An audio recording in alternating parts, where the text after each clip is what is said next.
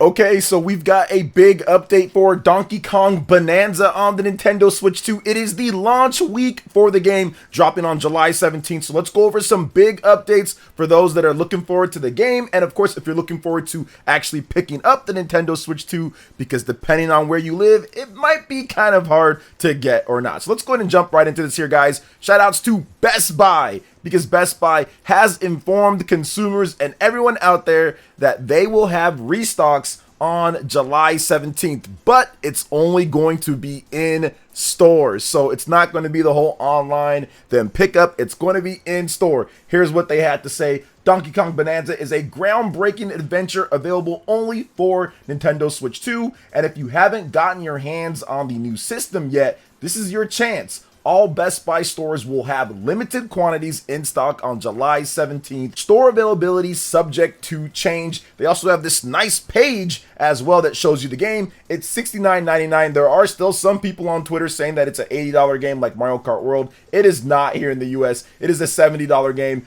physical or digital, and the amiibo is $30 because of those darn tariffs out there. But there's also Nintendo Switch 2. It says sold out on this page here overall. So yeah, it's still sold out in many places, but in store there will be restocks of it. So if you're looking to pick up Donkey Kong Bananza this Thursday when it drops, Best Buy might be your best chance when it comes to getting a system and the game. And of course, if you're just picking up the game, you already have a Nintendo Switch 2, then you're all set. Digital pre-orders, we went over the news that it shot up to #1. It's essentially been one of the best sellers on Amazon. This game is going to do 1 million plus easy first day. I don't think it's even a question how well this game's going to do at launch, and I do see it because it's from the Mario Odyssey team, because it's getting a big push. It's got some pretty unique gameplay hooks, and I think it's going to review fairly well. I think that this game is going to be one of the better sellers for the Nintendo Switch 2 generation overall. And maybe it won't quite sell like Super Mario Odyssey did, where that did nearly 30 million, but I do think that it can actually do better than most of the Donkey Kong games out there and some of the better sellers when it comes to that. So 10+ million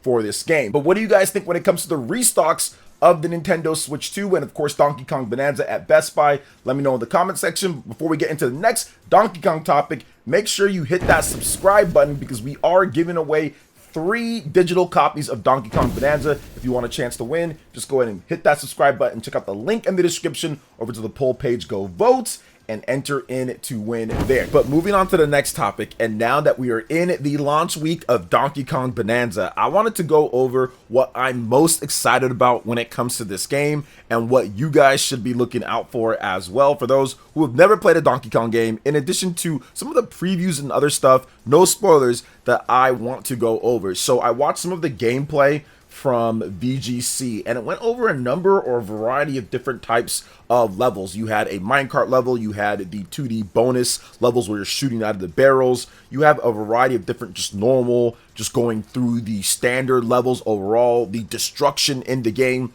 and all of it looks incredible. I really like the destruction and that voxel technology that Nintendo's talked about before, how they essentially can just break apart anything, and they built kind of a whole game around that. But it kind of goes just beyond that overall. Like, I love the fact that they have the different outfits, they have the different types of gameplay elements in there with Pauline, the transformations, all of that created an experience to me that could this actually be a bit better than Super Mario Odyssey. Some people are thinking that maybe they'll like it more than that game. Now, it is the Super Mario Odyssey team with a new director at the helm here that has worked on previous stuff, but he's generally more of a new hire to Nintendo, with Mr. Takahashi coming over from Square Enix. Worked on games like Final Fantasy 15. But to hear him in various different interviews talk about how he went and spoke with Mr. Miyamoto, they went back and played all the Donkey Kong games to get the vibe, to get the feeling, kind of get the essence of what Donkey Kong is, but make it into a 3D platformer, because you have to remember, there hasn't been a brand new 3D Donkey Kong game since the N64. That's how long it's been. It's all been 2D, it's all been Rare Interpretations or Retro Studios and what they did there. And having a brand new Donkey Kong game and having a certain attitude and style with a heroine by your side the whole time, that's a completely different tone that you have to kind of keep up the whole game when it comes to his abilities, his powers, and how they're going to work together. And I think that's where Donkey Kong Bananza just super shines overall. I think the dynamic between Donkey Kong and Pauline is clearly a bit more dynamic than, let's say, Cappy and Mario. But the focus and emphasis of Pauline in this game is a bigger role than what we saw, and I really like that about Donkey Kong Bananza. That's what makes it super exciting. I want to see the role that Pauline has overall with the story. I want to see exactly what type of enemies and characters and how all of this works out and these two work together. I think that's exciting, but the gameplay to me is the most exciting thing about this game. The destruction, the technology that they're using, it being on the Nintendo Switch 2, having that anywhere that you want. Can't wait to see how HD Rumble 2 feels with this as well. There's been some good impressions on that overall, but I'm just really impressed when it comes to just everything they've added into this game to make it feel like some type of super hybrid fusion of a Mario game, and it's into a uniquely built Donkey Kong game as well. So that's super exciting with it. So for me, destruction definitely at the top of the list with the gameplay with Donkey Kong. Number 2, for sure, having Pauline in there. And I'd probably say number 3 is the level structure and what they did to build out like some of the abilities of Donkey Kong. Having a lot of different moves is cool, but actually having different types of abilities that tie into it when it comes to the outfits and everything, that was a touch that I never really saw coming at all for Donkey Kong. So when you put all of that together, I think it's going to create a very good game. That's definitely going to be up there when it comes to review scores, considering the team that is making the game. But what are your favorite or most fun aspects that you're looking forward to playing in Donkey Kong Bananza? Let me know in the comment section below. Now, another thing that I want to get into with Donkey Kong Bananza, guys, is that there has been some physical copies that have been leaked out early. So there are spoilers galore out there. People are putting spoilers out there. It's on Twitter, it's on the internet, it's on forums. So if you don't want to be spoiled, be careful in terms of where you go and what you search, especially on YouTube here and there. I think that they're trying to crack down on that a little bit, making sure that spoilers don't go up. So if anything goes up on YouTube, there'll probably be something taking it down, but you just never know overall. But just be careful when it comes to more like Twitter and certain forum or message boards, because some people are putting spoilers out there. So this is definitely a warning. Donkey Kong Bananza is coming out very soon as of the time that I'm recording this video, and even for people after the launch of it, you probably don't want to see people spoiling the game for you and all that. So just be careful where you're looking when it comes to it. Of course, here on PlayerEssence, we will not have any type of spoilers when it comes to footage or stuff that you're not supposed to see beforehand that wasn't already shown. When it comes to official previews or trailers or anything like that, we always try to make sure that that does not happen. And I hate spoilers myself. I do not like them, so I will not be sharing any of that. But this is just a warning out there to just be careful on where you go and what you look up or search, because the game has leaked and people are starting to spoil things overall, and who's in the game and certain bosses and all of that. So just be careful, guys. Spoilers are out there for Donkey Kong Bananza. Back in 2018, there was an incredible game that I absolutely loved that released on the Nintendo Switch 1, and that is the original Octopath Traveler. And I want to talk about Octopath Traveler and what we could see in the future when it comes to Octopath Traveler 3 or Team Asano games on the Nintendo Switch 2. So let's just first start off with Octopath Traveler. It celebrated its 7th anniversary recently, and we've got some art and some music, which is awesome. And Octopath Traveler is one of those games, if you go back and look at it, how well it did, it was definitely a symptom of, wow, look at this hybrid system. We're going back, we're getting like a classic Final Fantasy style of game, old school with the turn-based and all of that. It was just such a cool thing to have. Now, we've seen a lot more HD 2D games come out since then, so the new allure and shine of that HD 2D when it first hit back in 2017 at Nintendo's presentation, and then later when it released in 2018, it was definitely something that felt completely different and cool, retro, but at the same time new. So I really love what they're doing there. Now, obviously, since then, we've had a ton of of HD 2D games, and they're great for the most part, but I'm really looking forward to seeing what they do in the future with Octopath Traveler. I think that Octopath Traveler is one of those franchises that it can be reinvented because they use different characters each time, and I feel that one of the really cool things with Octopath Traveler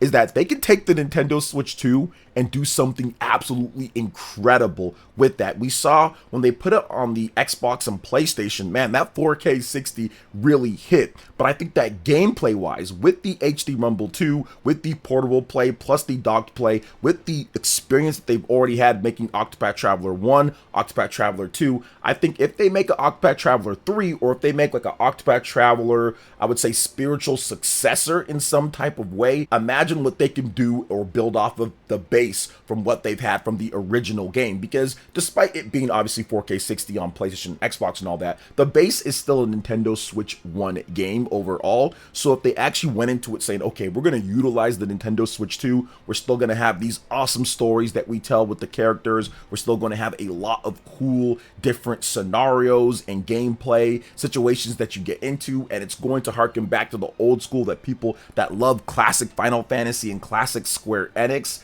I think that would be great for the Nintendo Switch 2 going forward, and I would not count it out. People have been wondering, what is Square Enix going to do with Team Asano? What's their next thing? Dragon Quest 1 and 2 HD 2D Remake, Dragon Quest 3, they're getting those launched over the last year or so that's awesome. Dragon Quest 1 and 2 HD 2D Remake coming out later. We have Bravely Default Flying Fairy HD Remaster. That came out. That's really good as well. So what's going to be next for them? Bravely Default 2 was good as well. So do they go with Bravely Default 3? Do they go with Octopath? Or do they go in a completely different direction and take another classic franchise and kind of turn that into like the next HD 2D thing? There's still other games that they can pull from. Terranigma is a great game that never got an official US release or localization. I mean, it got one in Europe, so you can play it in English and everything, but it would be really great if they actually looked at something like Terranigma, or if they looked at some of these other classic old school RPGs and brought those back in some type of way. Or we're just going to make a brand new reinvention of Octopath Traveler. I think, to me, that would probably cause the most impact and probably get the best sales, because out of all of the HD 2D games, Octopath Traveler 1 is still one of the best sellers that's been announced when it comes to sales numbers, at least, with over 3 million plus units. So if they have the next evolution of Octopath Traveler on the Nintendo Switch 2, I think that could make a huge impact as well when it comes to just what people want and the planning, the RPG stuff. So that would be great. But what do you guys think about that? Let me know in the comment section below. But we do have a bit more Square Enix RPG news, because we have a follow-up to the story on the Dragon Quest VII remake overall. Now, it was first posted as a rumor from MP First. I went over that in a video, but it does seem like potentially Jason Schreier is actually backing up or implying that the Dragon Quest VII remake is real. Now, Jason Schreier, he has been correct on a number of things and absolutely has some inside sources here and there for different games. And he writes at Bloomberg, and he recently weighed in on the Dragon Quest VII remake news and hinted that it is in fact legitimate. Now, the news broke recently, once again, that they're going to be remaking this PS1 classic. There's also a 3DS remake of the PS1 game, and it looks like they're going to be targeting 2026 for this one. Now, in the hint, if you go on Reset Era, Jason Schreier says this in a response to someone else that said, "Why, Jason? I want this so bad. This was the Dragon Quest game that actually clicked for me." And then he said, "I didn't say there's no remake," with the exclamation mark. And that was on a thread when it comes to Square Enix and Dragon Quest and all of that. So definitely interesting. It seems like he is saying that, look, that this could be real overall. Usually if something isn't real, or if he hasn't heard about it, he will imply very clearly that, no, I don't think that's real, or no, I haven't heard anything about that. But the fact that he actually says, I didn't say that there was no remake, definitely leads to believe that there probably is going to be a remake of this game. So we're going to have to wait and see on that one as well. But like I followed up with before, this definitely falls in line with what Square Enix has been saying that they want to do, focusing in on their biggest and best franchises, cutting back on the quantity and focusing on the quality. I think bringing back a game like Dragon Quest VII, which is a very underrated game on the PS1 and on the Nintendo 3DS. A lot of people didn't necessarily play it like that, considering the style of game that it is, and Dragon Quest and everything. It has a pretty cool class job type system. So I think if they brought this one back, that falls right in line with what Square Enix wants to do, and I think it would be a big seller because it is a unique Dragon Quest game. It's one of the games that doesn't get as much publicity as some of the other Dragon Quest games like Dragon Quest 3 or Dragon Quest 8 or Dragon Quest 11, but it's still a really good game, and it's a game that would probably be brand new to so many people out there because they probably didn't play it on the Nintendo 3DS or the PS1. And really in Japan, that's where this game is massive. And now that Dragon Quest has a bigger install base and has a bigger fan base over here in the West, I absolutely see a lot of people who never played this game saying, okay, I'll check it out if it comes out on the Nintendo Switch 2, PlayStation, Xbox, PC, whatever the case is. So I do think that this is going to happen now at this point, and I think it's going to be really cool to see when they finally reveal it and what it actually looks like. Because once again, it's a PS1 game, and it's a 3DS game, so what would a remake look like, and how much are they going to invest into that remake? So we'll find out if this does turn out to be true. But what do you guys think about all the different topics here that we discussed, from Donkey Kong Bananza to Square Enix RPGs? Let me know in the comment section below. Alright guys, that wraps it up for this video here. Thank you so much for watching. I do appreciate it. Please make sure you hit that like button, subscribe if you're someone new, click that notification bell, and check out my other Nintendo Switch 2 RPG content and more right here on screen. Thanks for watching, and we'll catch you guys for the next one. Peace.